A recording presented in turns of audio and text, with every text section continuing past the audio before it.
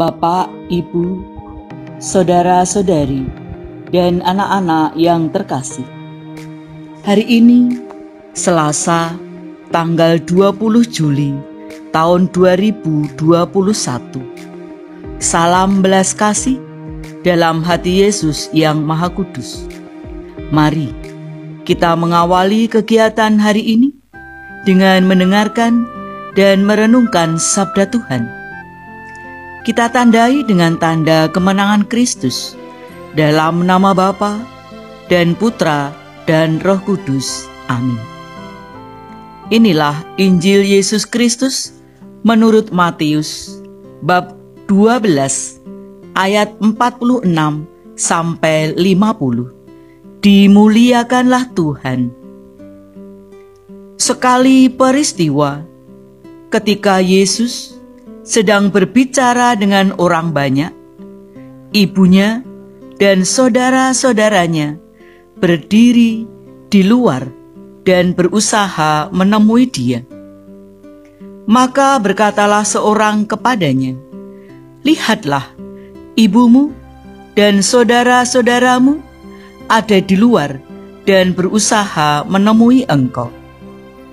Tetapi Yesus menjawab kepada orang yang menyampaikan berita itu kepadanya, "Siapakah ibuku?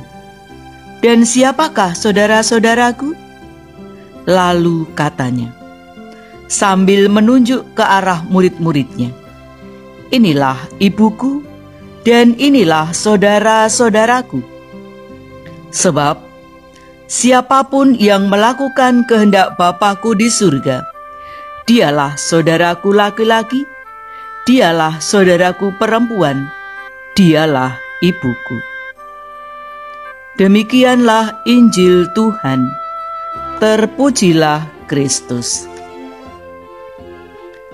Bapak, Ibu, saudara-saudari, dan anak-anak yang terkasih, Injil hari ini mengisahkan tentang sanak saudara Yesus yang datang untuk mencarinya.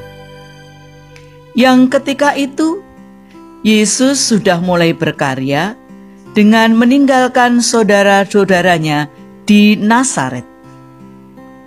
Waktu mereka datang, Yesus sedang berbicara kepada orang banyak.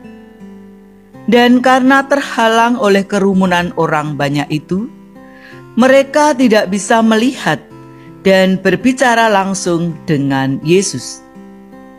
Maka mereka meminta seseorang untuk menyampaikan pesan kepada Yesus bahwa ibu dan saudara-saudaranya ingin berbicara dengannya. Karena mereka mengkhawatirkan keselamatan Yesus yang sudah lama meninggalkan semua saudara-saudaranya. Namun demikian, menarik melihat reaksi dan tanggapan Yesus ketika pesan itu disampaikan kepadanya. Reaksinya di luar dugaan, sungguh mengejutkan. Seakan-akan Yesus tidak menghormati dan tidak menghargai keluarganya. Sebab saat itu Yesus berkata demikian, "Siapakah ibuku dan siapakah saudara-saudaraku?" Sepintas, apa yang dikatakan Yesus adalah ketidakhormatan Yesus kepada ibu dan saudara-saudaranya. Dengan kata lain, Yesus mau mengatakan bahwa kita hendaknya lebih mementingkan relasi kita dengan Allah. Untuk itu, kita hendaknya seperti Yesus, melakukan kehendak Bapanya yang di surga dalam hidup kita. Karena iman akan Yesus bisa terjalin sebagai jalinan dengan saudara dengannya. Dan persaudaraan itu tidak hanya dibatasi oleh hubungan atau ikatan darah semata. Hubungan kita dengan Yesus terikat melalui suatu tindakan nyata, yakni melakukan kehendak Bapa di surga. Dan Yesus sendiri menegaskan akan hal itu. Sebab barang siapa melakukan kehendak Bapa-Ku di surga, dialah saudaraku laki-laki, dialah saudaraku perempuan, dialah ibuku. Namun, terkadang sebagian orang mengatakan bahwa pernyataan Yesus tadi kerap digunakan untuk merendahkan peran keibuan Maria. Padahal, pernyataan Yesus ini justru mempertegas keibuan Maria atas Yesus. Sebab, Maria adalah pribadi yang pertama yang mengiyakan dan melaksanakan kehendak Bapa di surga. Ketika ia berkata, "Terjadilah padaku menurut perkataan itu." Bapak, Ibu, saudara-saudari, dan anak-anak yang terkasih, melaksanakan kehendak Bapa merupakan hal yang membuat kita menjadi satu keluarga dengan Yesus. Orang yang melaksanakan kehendak Bapa, mau tidak mau, harus melakukan apa yang disabdakan oleh Yesus. Sebab kita tahu bahwa seluruh sabda dan kehidupan Yesus merupakan sabda dan kehidupan dari Allah.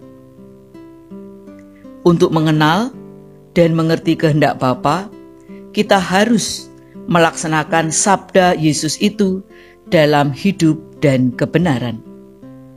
Dengan begitu, kita semakin mengerti kehendak-Nya dengan melakukan tindakan yang nyata dalam hidup sehari-hari.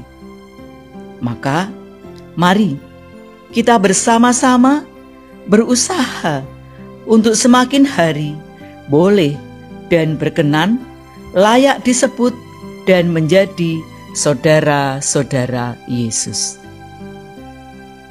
Marilah berdoa. Ya Allah, melalui sabda Putramu Yesus Kristus, kami mengenal kehendak-Mu.